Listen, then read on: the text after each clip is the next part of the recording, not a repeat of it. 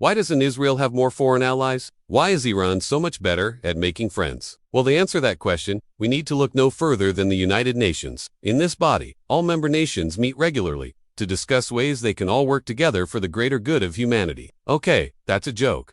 We all know the UN is a total joke. But the reason I bring it up is because in 2022, there was one major issue that the UN was actually able to accomplish. They got all 193 member nations to agree on a resolution. That resolution called for, quote, the Iranian regime to stop its nuclear weapons program. Now, if you know anything about the Iranian regime, you probably think that resolution is a complete waste of paper.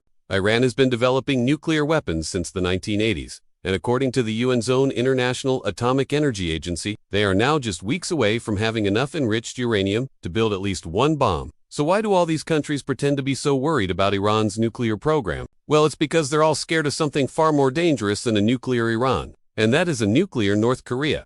Unlike Iran, which has lots of friends in the region and around the world, North Korea is completely isolated.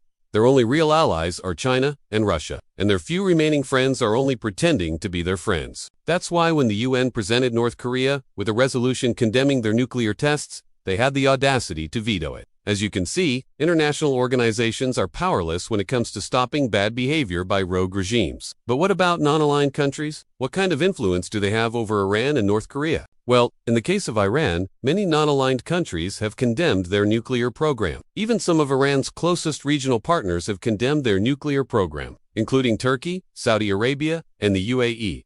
And yet, none of those countries have taken any action against Iran. In fact, most of them continue to trade with Israel's greatest enemy. Now, when it comes to North Korea, there simply aren't any countries that haven't taken sides. Every nation on Earth has condemned North Korea's nuclear tests. And yet, like I said before, they've done nothing to stop it. So if countries can't be convinced to take action against rogue regimes, if international organizations are powerless against rogue regimes, then what is Israel supposed to do? Are they just supposed to sit back and become victims? Are they just supposed to watch as their greatest enemies get more and more powerful? Of course not. Israel has taken it upon themselves to stop Iran's nuclear program, because at the end of the day, their survival may depend on it.